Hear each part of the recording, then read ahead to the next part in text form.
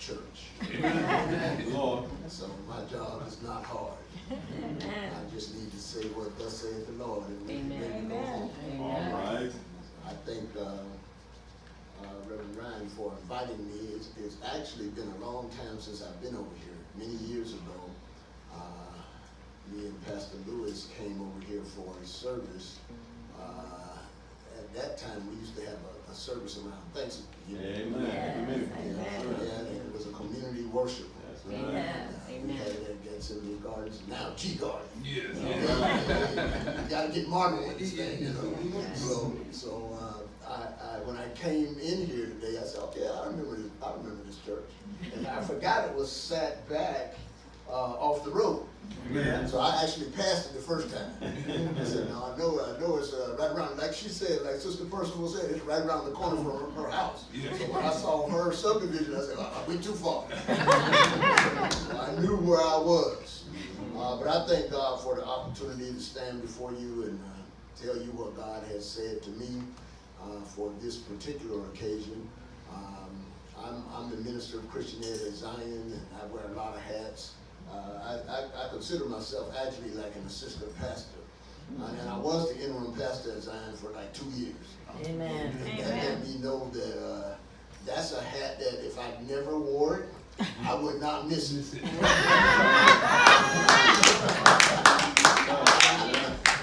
So I'm happy to be a minister of Christian Ed, and I get to do everything, so it's like, I'm cool with it. Without the headaches. Hello, somebody. Amen. So y'all pray my strength in the Lord, pray for me, and I'm going to pray for this message, and then I'll tell you what the Lord has laid on my heart. Amen. Heavenly Father, we just thank you for bringing us here today. We thank you for Gethsemane Gardens, and we thank you for this pastor and his family you placed here, and this congregation. And we just pray for them right now, God, that you continue to grow them spiritually first. And as you grow them spiritually, God, you will add to this church as there is need.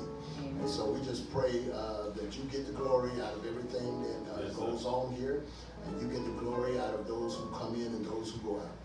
Right now, God, it's preaching time, and we know that there will be no preaching unless the Holy Spirit is the preacher. And so we pray that you would use this weak vessel once again, and we'll give you the praise, we'll give you the honor, we'll give you the glory. Let me decrease and let Jesus increase.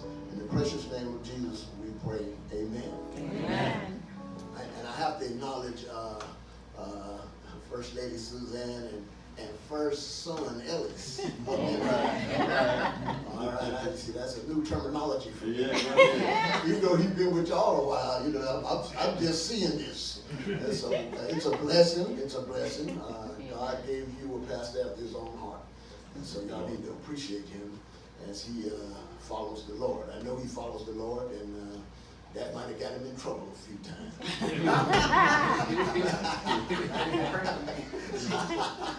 But just keep on following him. Sometimes it gets you in trouble. You know, if you look at all of the servants of God, all the disciples, they got in trouble about following Jesus.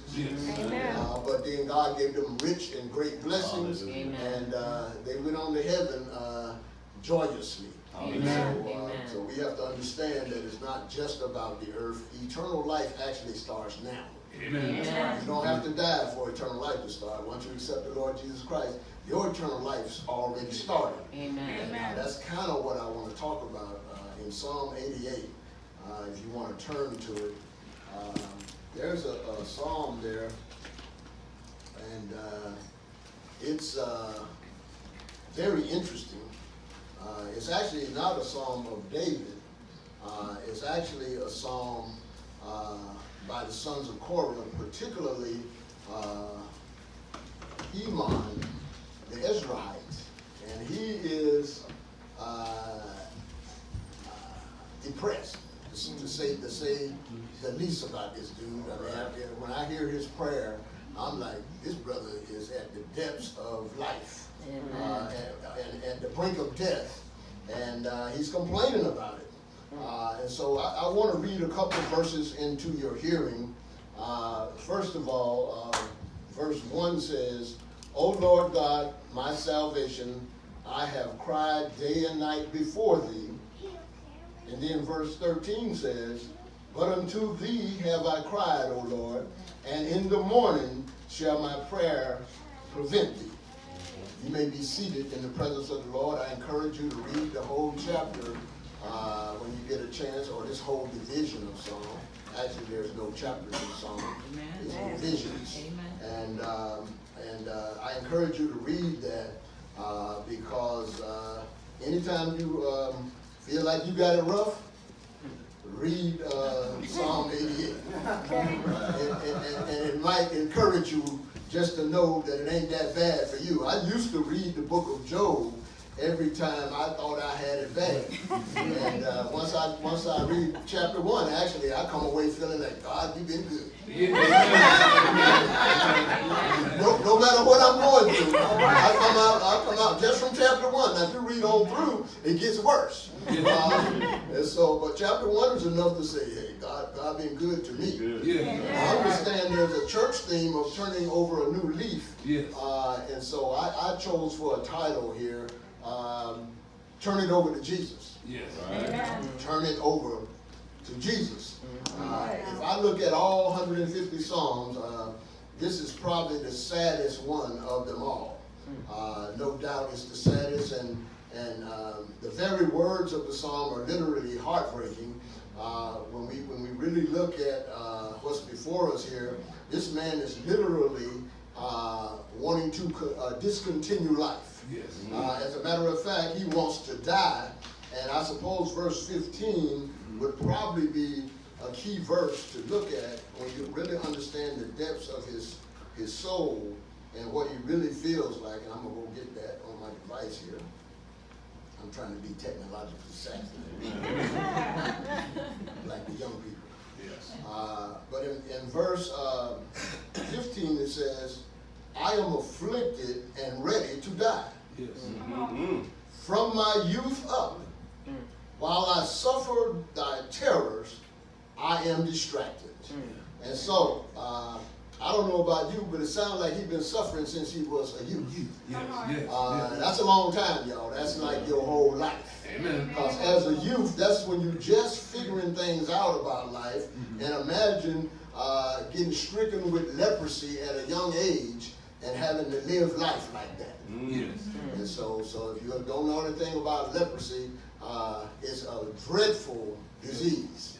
It actually decays your body while you're still in it. Okay, and so as you go through that, and it's very painful. And one of the things about the culture of the Hebrews and the law, once you were stricken with that disease, you were excommunicated from the whole community and from worship. Hello, somebody. I don't know about you, but if I can't worship with the people, and I can't hang out with the people and fellowship with the people, it's worse than death.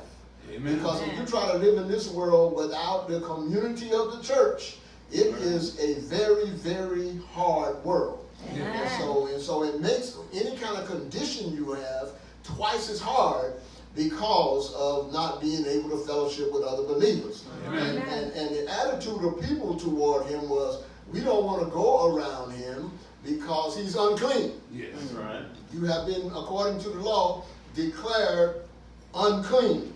And so really, when you look at this, and I've kind of looked at a few commentaries, and you know, there's some that call for a national interpretation. This is not one of a national interpretation. It is a interpretation based on an individual that's on the brink of the grave, and they've been suffering for a long time. Actually, being plunged into the depths of Sheol is something that is dreadful, because in the law, if you go to Sheol, which is a place of darkness, it's also a place of disconnection from anything that has to do with God. You can't see him, and he can't see you. In other words, you are gone. God has detached himself from you. You have detached yourself from him. And so that was what he was looking at. And one of the things that struck me was he thought the wrath of God was resting upon him. And so if you thought the wrath of God is resting upon you, then that means your judgment is deserved. In other words, no matter how bad I feel about it in the flesh, I don't have the hope of looking forward to joy in paradise in the future. It's one thing that if I was going to die and I knew that I was going to go to heaven after I died, I probably could leave the earth with a smile on my face. But if I'm going to die and I'm going to end up in a place where I'm separated from God, which is the worst part of hell, by the way. A lot of people talk about, well, you know, all that fire down there, I know that's bad. Well, the fire is not the worst part of hell. The separation from God is the worst part of hell. Because you have no hope to ever see God again.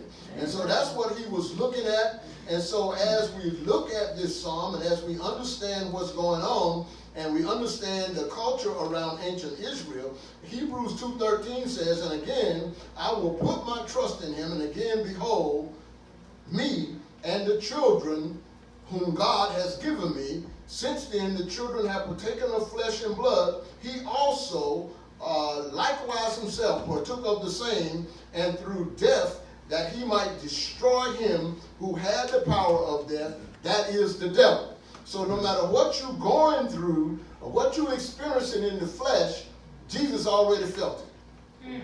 Hello, somebody. That's right. He already felt it, and he had to overcome it, including death, because he had to conquer that power. So the power that he has, that he imparts to us, gives us power even over death. Amen. We have to understand that the power that has been imparted to us through the indwelling of the Holy Spirit is more powerful than we realize. Amen. It's more powerful than we realize because, and the reason I say that is because I see too many Christians looking like they've been sucking on a lemon. Hello, somebody. Amen. Christians should be the most smiling people on the planet. Amen. If you really understood the power that was in us. Yeah. But a lot of times we don't understand the power and we go through like the world goes through. Amen. We should walk in faith and we should think a life of faith. Yeah. In other words, my condition, my circumstance is actually false evidence. Amen. Yes. Hello, somebody. Amen. Amen. It's false evidence. But it's something about human beings, when they focus on the flesh, they actually believe the lie.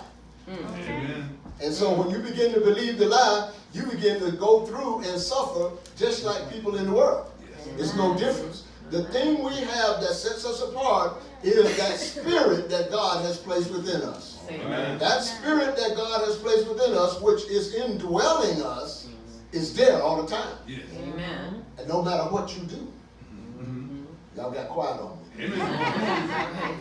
No matter what you do, no matter where you go. Amen. So you take the Holy Spirit with you wherever you go and whatever you do. Amen. And guess what? He don't move out. Amen. Thank you, Lord. He don't move out. Yeah, that's good. Yeah. But now, what if I'm doing something I ain't got no business doing, and I'm going somewhere I ain't got no business going to? Hello. And I'm taking the Holy Spirit with me. Then that means I can grieve the Holy Spirit. Now, I don't know if you ever thought about this. I'm one of the people who go, when I read scripture. If I'm taking him with me and I'm going somewhere I ain't got no business going, and I'm doing something I ain't got no business doing, hello, somebody. I'm grieving the Holy Spirit. You ever felt a grieved spirit inside of you? Yes. It makes you miserable. Yes. Okay, how long do you think you can walk around miserable before you have to straighten up and fly right? And that's what that's designed for. Yes. And so the thing that I like about this man, and the thing that I'm encouraged by, is that he never stopped praying to Jesus. Amen. He never stopped praying to Jesus. And so when you think about that, no matter what you're going through right now, and there could be somebody here going through something today, some problems or something that's a burden, but don't stop praying. Amen. Because he never stopped praying. As a matter of fact, the psalm is a prayer. Yes. It's a prayer with a complaint in it. Yes. Hello, somebody. Amen. Now, hey, it's okay for you to complain in your prayer. I wouldn't recommend it too often, though, because God handled complainers in the Old Testament in some very drastic ways. Yes. But he might put up with a little complaining if you're going through what this guy was going through. Amen. But I would eventually get around from complaining to conforming. Yes. Amen. And that when I say conforming, I'm talking about conforming to the Word of God. Amen. And so at some point, I need to realize that my complaint needs to cause me to conform to the Spirit and to conform to the Word. Yes. Now, I can't just keep complaining all the time Amen. because God don't like complaining. Amen. Amen. Hello, somebody. Amen. And so recognizing the need for continual prayer in 1 Thessalonians 5:17, it says, pray without ceasing. Yes. That means we should live in a spirit of prayer, with an attitude of prayer, and always have a prayer in our minds or on our lips. Amen. Hello, somebody. Amen. When I get in my closet, I could go prostrate with that. Yeah. Okay, but if I'm riding in the car, I need to keep my eyes open when I pray. Amen. Amen. Don't get prostrate in the car now. Hello, somebody. And so Romans 12:12 says, continue in instant in prayer. Oh, that means I will pray at a moment's notice. Amen. Okay, and so a lot of times we say, I'm going to pray for you. No, you need to pray right then. Right then. Amen. You need to pray right then. Now, you ain't got to get both of y'all get on y'all knees and pray, but you could whisper a prayer while you standing there talking to somebody. If you a complaint or something going on in their life, you can pray right then. Because a lot of times I've been noticing as I age, if I don't write it down, I might forget. Amen. Amen. I used to be like a steel trap. Yeah. Right. And now I think the trap done got holes in it.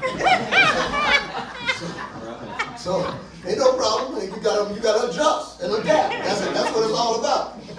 Colossians 4:2 says, continuing in prayer and watching the same with thanksgiving. One thing about thanksgiving, it promotes prayer. Amen. So if you don't pray, you're not grateful. Yes. Amen. Yes. I don't want to step on nobody's toes. Amen. All right. If your prayer life done broke down, somewhere along the line, you lost your gratitude. Yes. Because if you're grateful to God and you got thanksgiving in your heart, you're going to pray. Amen. Amen. Show you a good example. Jesus always got up early in the morning and went into a secluded place and prayed before he started his day. And sometimes he was there for hours.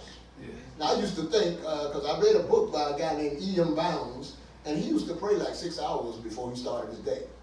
He's wrote some of the best books I ever read on prayer, and I got all of them. Amen. But when I read that, I'm saying, man, what could you pray about for 6 hours? Yes. But then when I became a pastor, All you gotta say. 6 hours ain't long enough.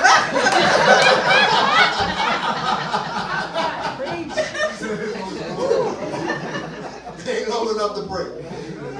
I understand this praying continually part now. Yeah. In Psalm 55, 16 and 17, it says, as for me, I will call upon God, and the Lord shall save me. Evening and morning and at noon will I pray and cry aloud, and he shall hear my voice. Amen. I have assurance that God gonna hear me. So if I know God gonna hear me, and I don't pray, that's a lack of faith. Amen. That's a lack of faith. That means I don't really believe he's there. Amen. Amen. And I know the devil sometimes trick us like, God don't hear you. There's a word of God that says he does. Amen. And so he does hear us. Psalm 109:4 says, but I give myself unto prayer. So prayer is a sacrifice. Amen. And you are sacrificing yourself. Amen. I give myself unto prayer. That means I might not feel like praying. I might not want to pray, but I got to pray. And so here's some points about prayer, and I'm going to move on. He prayed emotionally. So this guy was crying while he was praying. Now, when you look at, ironically, Jesus in the Garden of Gethsemane, that's how you pray. Amen. Amen. Hello. Amen. We don't pray like that. No. Now, Jesus had a serious matter. He was going to the cross. And it wasn't the death that he was concerned about. It was the fact that he had to be separated from the Father, and he had never been separated from the Father. And so that prayer was as great drops of blood, that the sweat was coming out of him like great drops of blood. While he was praying, he was exhausting his insides. Now, we got to get emotional enough in our prayer And sometimes you might have to get a little snotty nose in your prayer. Amen. Hello, somebody. Amen. Our prayers are too clean. Yes. Yes. We good God, good Lord. You ain't got to be proper when you pray. You need to pour out your heart unto God. God already know what your problem is. He want to see how emotional you are about it. Okay, sometimes we don't get emotional enough and we don't get an answer. Amen. Or the answer may be no. You ain't emotional enough. Come back another time. Amen. And so he'll let it get worse until you finally get emotional with that thing. And he finally said, okay, my child deserves their petition now. And he'll grant it. But God ain't no genie. Amen. Amen. Unlike popular volition out here in the world, God is not a genie. I know there are some denominations that teach that, you know. What it is, name it and claim it, blab it and grab it. Yeah. That's not the God of the Bible. The God of the Bible wants your emotions out of you. Amen. And so he gets you in situations where he'll bring it out. As a matter of fact, David in Psalm 6 says, I am weary with my groaning. All the night I make my bed to swim. I water my couch with my tears. Amen. That sounded a little emotional to me. Yes. Okay, and so that's why David was a man after God's own heart, because he didn't mind crying out to the Lord. Psalm 66:8 says, Thou tellest my wanderings, put thou my tears into thy bottle, are they not in thy book? God recording your tears. Amen. Now, for you dry-eyed folk, you ain't making enough deposit to fill up a bottle. You need to fill up a bottle sometime. Amen. Because you need God to intervene in your life. In Hebrews 4:15 and 16 it says, For we have not a high priest that cannot be touched with the feelings of our infirmities, but as in all points, tempted as we are, yet without sin. Let us therefore come boldly unto the throne of grace, that we may obtain mercy and find grace to help in a time of need. If you really want to get a prayer answered, then you need to go boldly to the throne of grace with fervency. Amen. And you know what James said, the fervent, effectual prayer of the righteous availeth much. And so we know that you got to have some fervency in that. Other thing about this guy's prayer, he prayed intelligently because he knew who to pray to. He called out to God. He said his prayer came to God and to God alone. And so we need to know that we need to pray to God and pray through Jesus Christ. Yes. Okay, and so as a matter of fact, the password at the beginning of your prayer should be Jesus. Amen. Because that'll get you in the throne room. And once you're in the throne room, you could be like Jeremiah, and Jeremiah 33:3 says, Call upon me and I will answer thee and show you great and mighty things that you know not. In other words, there's some things you don't even know to pray for, but God will show you them if you call on him. Right. There's a promise. There's a promise there. God is a covenant keeper, and we are a covenant people. That's a great relationship if you understand the relationship. Yeah. Right. The next thing I noticed that he did in his prayer, he never stopped persevering in Jesus. Amen. As a matter of fact, God never spoke in this psalm. As you read through the psalm, he's doing all this sobbing and praying and crying. God never said nothing. Now, can you keep on praying? Can you keep on going through? Can you keep on worshiping God and God is silent? Yes. Hello? Amen. Amen. I've been there. Praying about a hard thing. And I ask myself a question. God, are you there? Amen. Are you there? As a matter of fact, before I became a minister, before I accepted my call, I used to hear from God, feel God all the time. Amen. Amen. Once I start preaching, I have to ask that question sometimes. Are you there? Yeah. And I think the reason for that is because the scripture says, the just shall live by faith. All right. The just shall live by faith. And so a lot of times we got to walk by faith and actually get tested in that area so that God will know you're going to live by faith. Amen. So he may withdraw himself until the time you need him Yes. the most. Yes. And then he show up big. Amen. And that's exactly what happened. I had them times of dryness, and then when he show up, I can't hardly stand. Because the anointing is so strong. I said, Lord have mercy. I don't know why you do it that way. It ain't in my department. That's in his department. And so I have to leave that in his department. And that'll be a word I leave with y'all. You need to stay in your lane. Amen. Hello. Too many of us are getting in God's lane. No, we trying to do God's job. We trying to tell God how to do his job. Well, this man was making a complaint, and God was silent, but he didn't stop praying. And so God didn't answer Job when he prayed. Hello, somebody. Amen. God did not answer Job, but Job kept on persevering. Wow. Jesus on the cross, when he said, my God, why have thou forsaken me? Heaven was silent. But Jesus still had to endure the cross.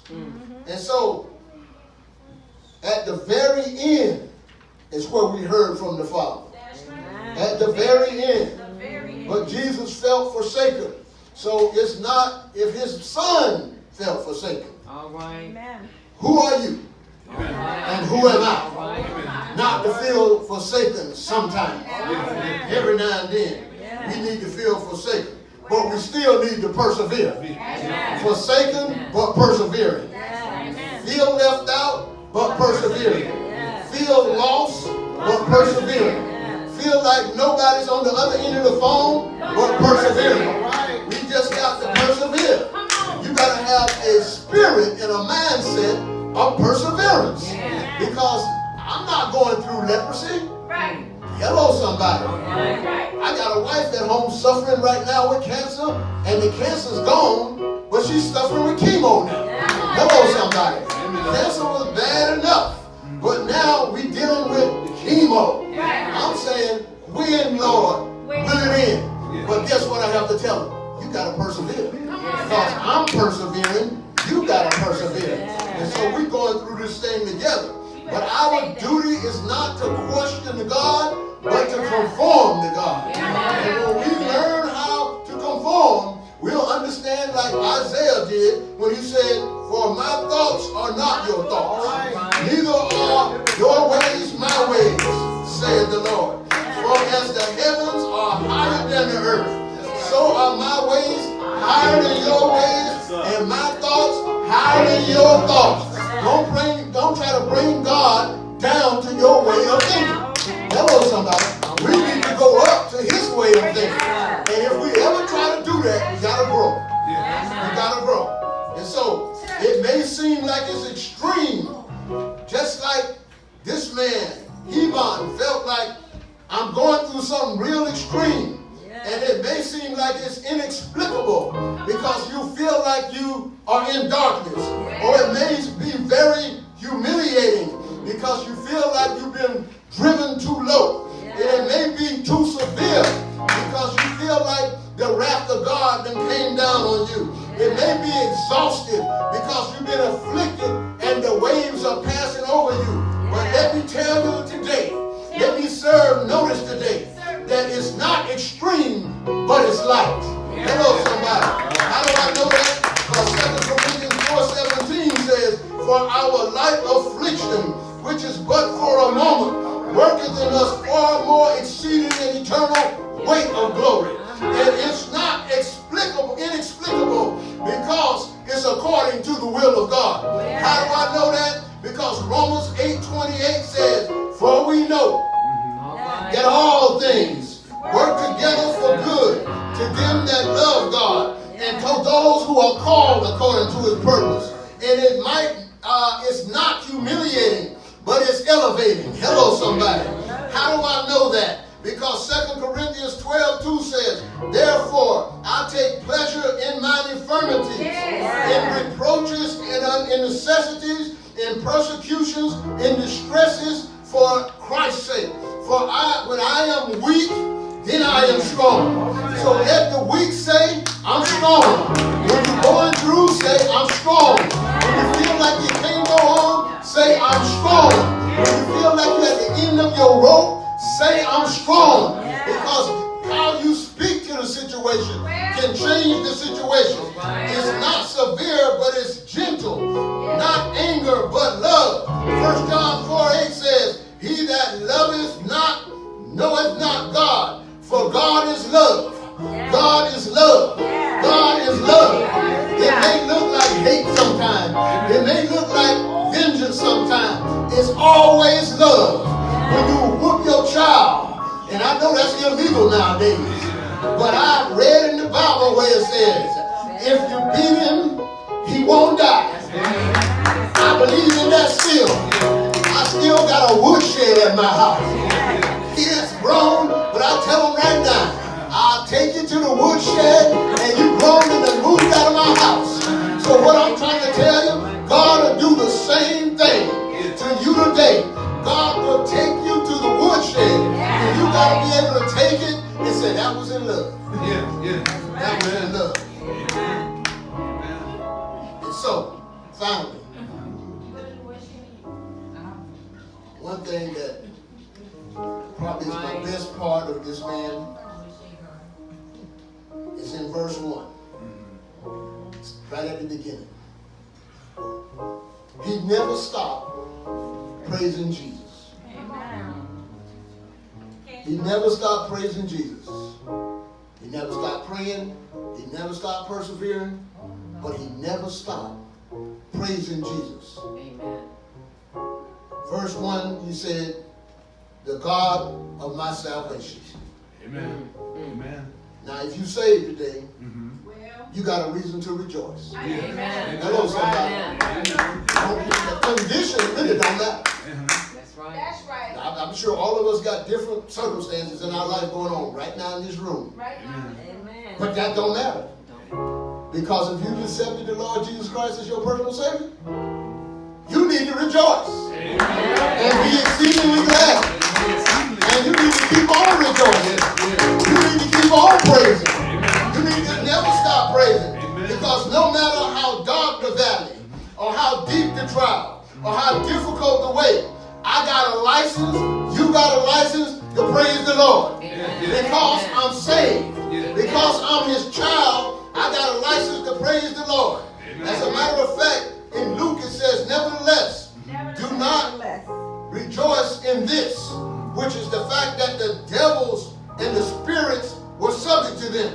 But Jesus said, rejoice that your name is written in heaven. That's why you need to rejoice. Is your name written in the Lamb Book of Life? Rejoice, rejoice, rejoice, rejoice. No matter what happened, rejoice. No matter what you're going through, rejoice. The Bible says that God is enthroned in the praises of Israel. When Israel praised God, he's in the midst. He's one in the midst of the praises at the G Garden Church. If I come in here and there's 2 or 3 of us in here, and y'all decide you're going to praise God, Jesus going to be in the midst of that praise. It's more than 2 or 3 in here today. If we make enough noise, the Holy Spirit is one in the midst of our praise. So I don't know about you, but I want to praise God right now. I just want to praise him because he's good. He's good. My circumstances may say he's not good. Don't care about circumstances. I don't base my life on circumstances. I base my life on praise. Hello, somebody. I just want to praise when I get up in the morning. I want to praise when I go to church. I want to praise on the way home. I want to praise when I get home. I want to praise in the midnight hour. I want to praise. I just want to praise. I just want to praise. So when he went through his trouble in chapter 1, down by verse 20, and Job arose and tore his robe and shaved his head and fell to the ground and worshiped. And he said, naked I came from my mother's womb, and naked I shall return. The Lord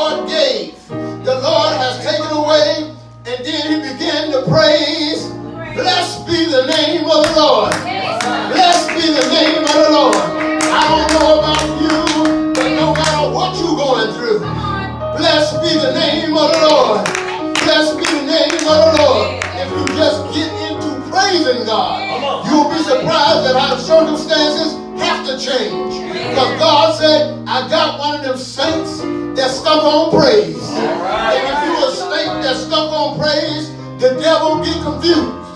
Hello, somebody. The devil get confused and bewildered. He said, I threw everything at him. I threw the kitchen sink at him. But they won't stop praising that name. I don't know what to do. I don't know where I can go. Because there's one of them saints that's stuck on praise. I'm so glad I'm stuck on praise. And then I was reading over in Psalms where it says, I will bless the Lord at all times. His praise shall continually be in my mouth. I read a little further down, and it says, let my mouth be filled with thy praise, and with the honor all day long. Then I read a new psalm. I hadn't read this one before. Psalm 71. I read about halfway down, and it says, but I will hope continually, and I will yet praise thee more and more. And I said, Lord, I need to underline that. I got my highlighter out, and it says, yet praise. I used to tell people as a greeting, they say, how you doing today, Rev? I say, I'm yet holding on. And they said, you keep on keeping on, baby. I don't say that no more. Now I say, I yet praise. You got to get a yet praise. You need a yet praise. If you don't remember nothing I said today, remember, I got the yet praise. No matter what, I'm going to yet praise. We need a yet praise up in here. If you get a yet praise, can't no devil in hell stop you. I'm going to go to my seat now. But I want to say, no matter what